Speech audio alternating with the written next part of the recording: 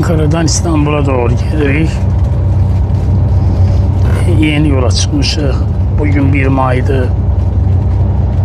Artıq Azərbaycanda zəhmətkeşlər sinifi qalmasa da, fəhlə və kəndlilər sinifi qalmasa da, yenə də zəhmətkeşləri təbrik edirəm.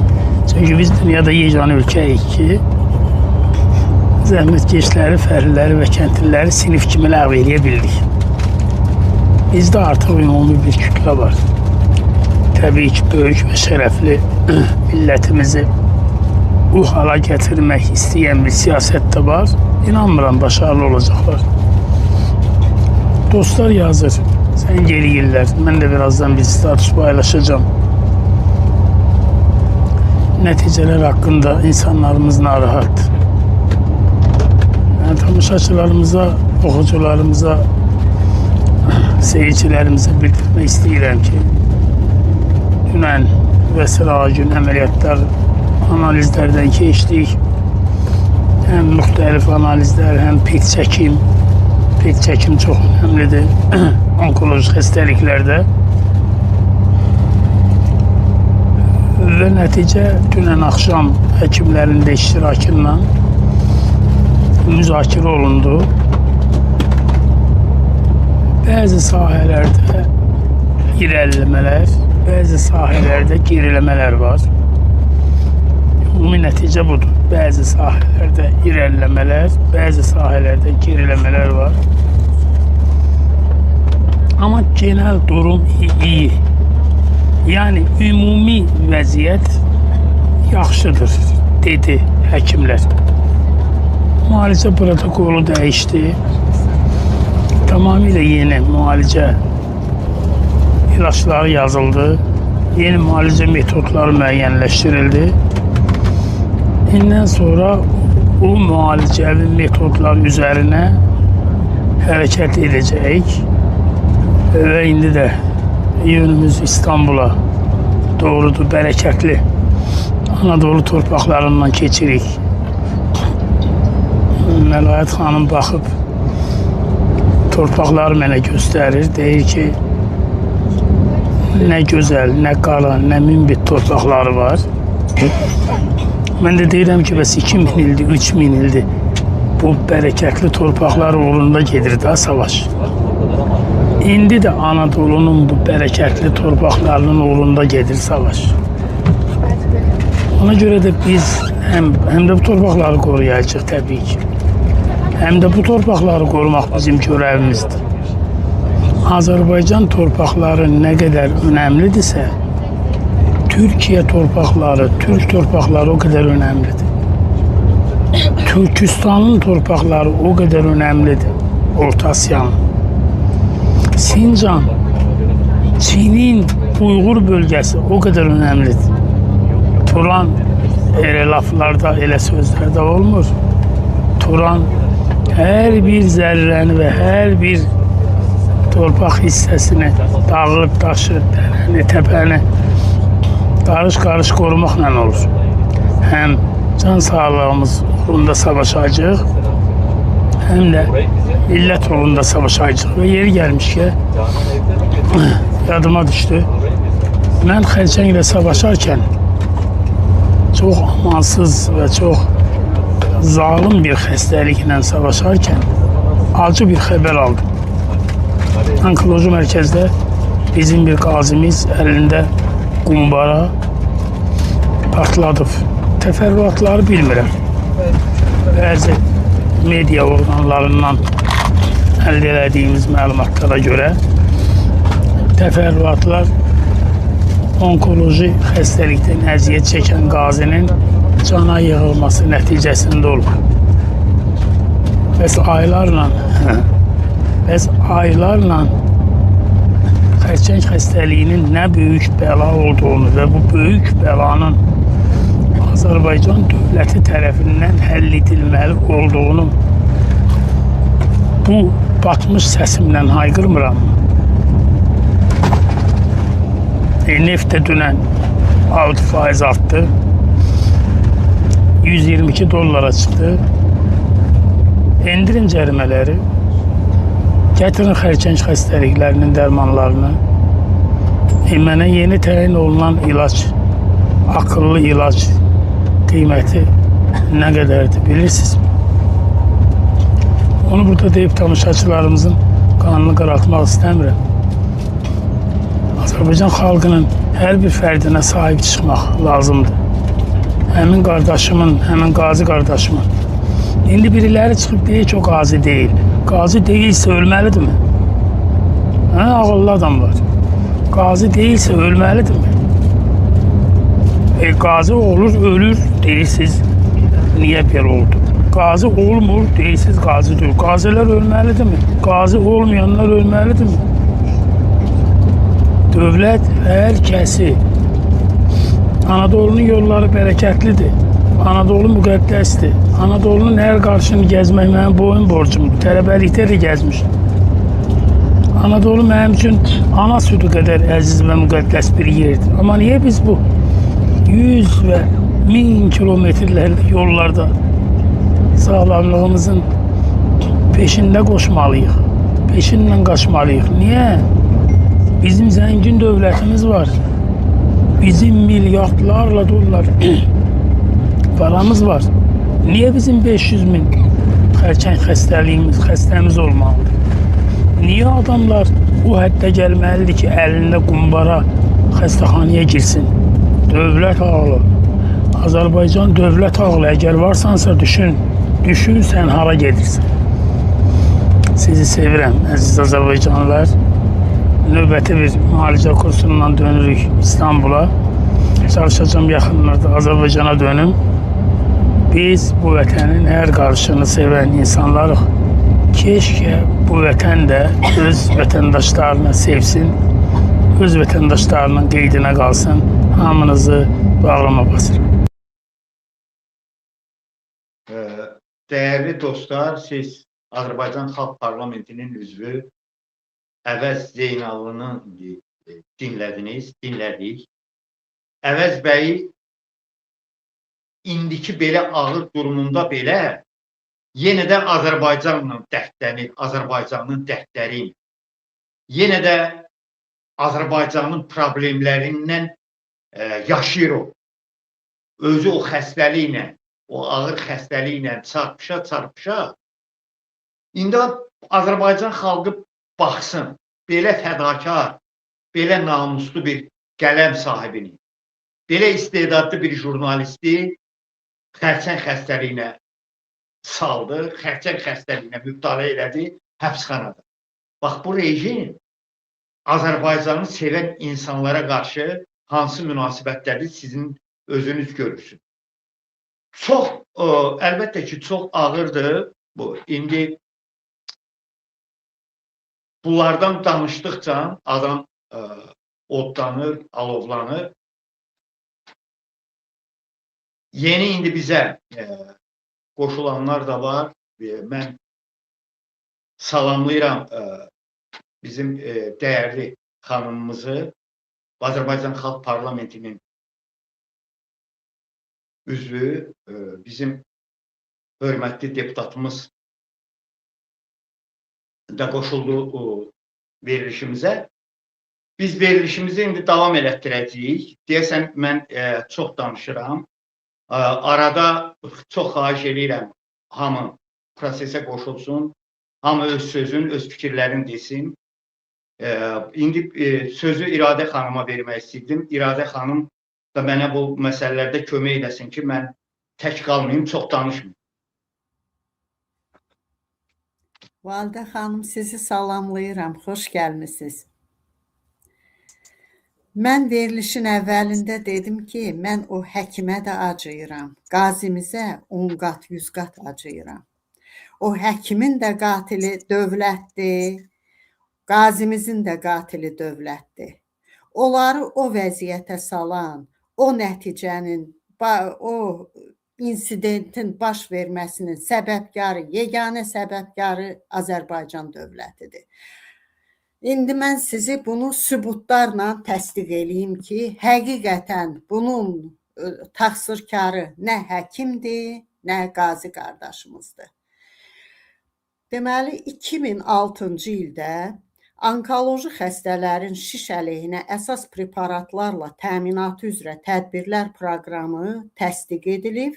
Nazirlər Kabineti tərəfindən 178 nömrəli 19 iyul 2006-cı ildə qərar qəbul edilib. Bu qərarda nədən danışılır? Bu qərarda qəbul eləyiblər ki, onkoloji xəstələrə maliyyə vəsaiti ayrılmalıdır. Onların dərmanları çox bahalı olduğuna görə, özləri qarşılaya bilmədiklərinə görə dövlət tərəfindən qarşılanmalıdır. Bunun 2006-cı ildə bunlar bu qərarı verdilər, bu qərarı qəbul elədilər. 2007-ci ildə dövlət büdcəsindən 50 milyon manat onkoloji xəstələrin dərmanlarına pul ayrıldı. Əvvəla onu deyim ki, 50 milyon manat bu xəstələr üçün heç nədir. Əsl statistikanı Azərbaycan dövləti gizlədir. Mən araşdırma apardım. Deməli, 2022-23-cü illərdə 7000 nəfər xəstədə artım olub, onkoloji xəstədə. 23-24-cü illərdə 4400 nəfər artım olub. Əgər bu rəsmi statistikadırsa, bunu 10-a vurun. Bəlkə də 20-yə vurun, ən dəqiq statistika odur. Çünki dövlət həmişə gizlədir.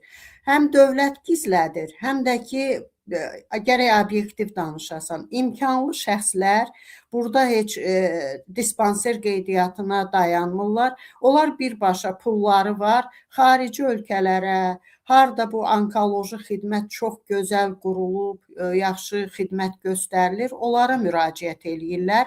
Onların bu statistikaya daxil deyil. Çox qismi də var ki, evdə ağrıdan qıvrılır, onkoloji xəstədir, dərdini bilmir, davası yox, yol pulu yox getməyə. Onlar da bu dispanser qeydiyyatından qıraqda qalırlar, onlar da bu statistikaya düşmürlər.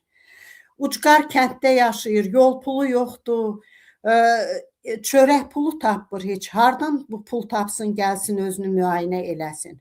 Bunları da biz bu statistikaya daxil eləyəndə, bu statistika dövlətin verdiyi rəqəmlərdən qat-qat yüksəkdir. Deməli, axırıncı dəfə statistika 2024-cü ildə yazırlar ki, Azərbaycanda 73.875 nəfər xəstə var uçotda, qeydiyyatda. 2016-cı ildə bu xəstələrin sayı 40.000 nəfər olub. Müqayisə eləyəndə təxminən 2 dəfə artıb.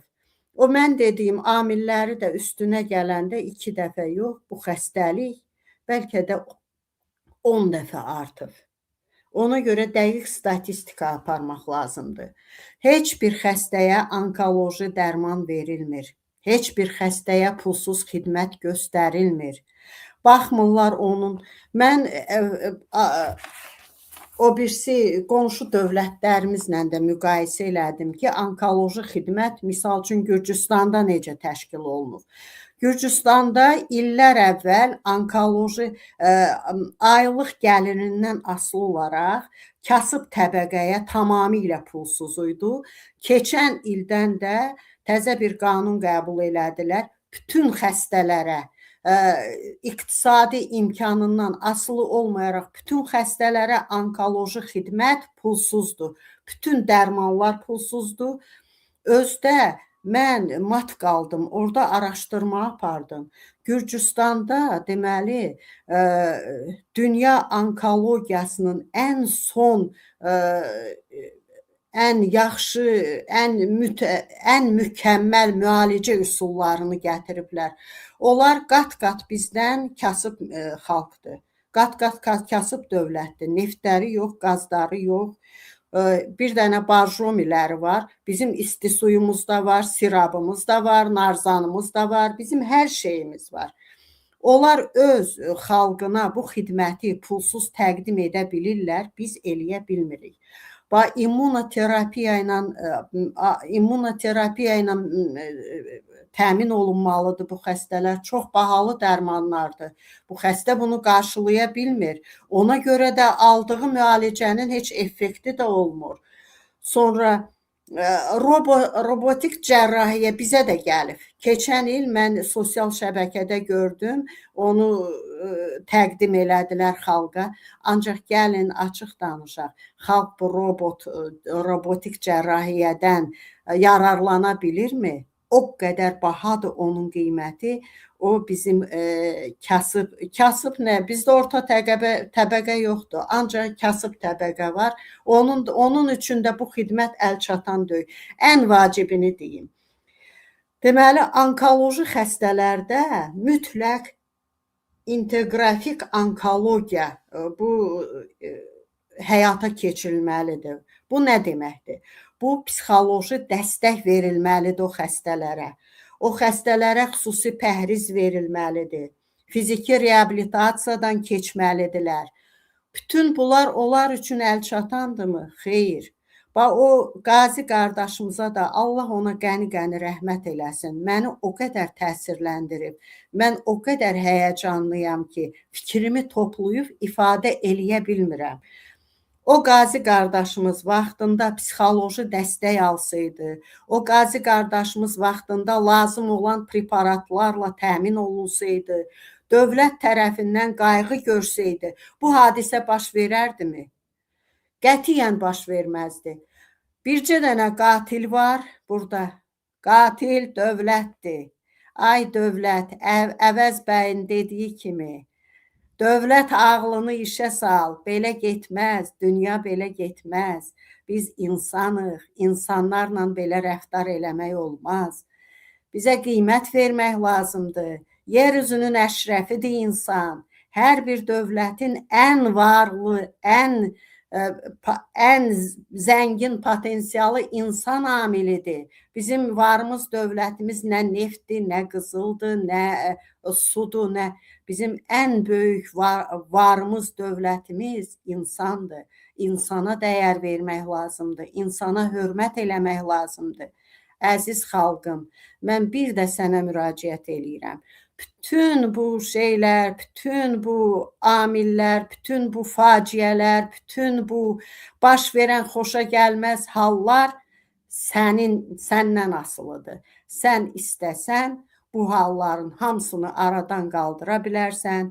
Qazimiz də intihar eləməz, həkimlərimizi də partlatmazlar, müəllimlərimizi də alçaltmazlar. Mən səni ittiham eləmirəm. Mən səni bu faciələrdən çıxış yolu tapmağa çağırıram.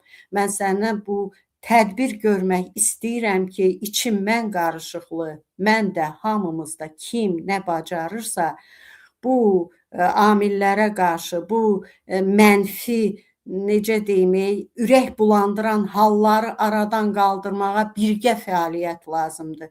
Birləşin, mən sizi yenə də Azərbaycan Xalq Parlamenti ətrafında birləşməyə çağırıram və mübarizəyə səsləyirəm. Pisliklərə qarşı mübarizəyə, ədalətsizliyə qarşı mübarizəyə, insan hüquqlarının varlığını təsbit eləməyə çalışıram.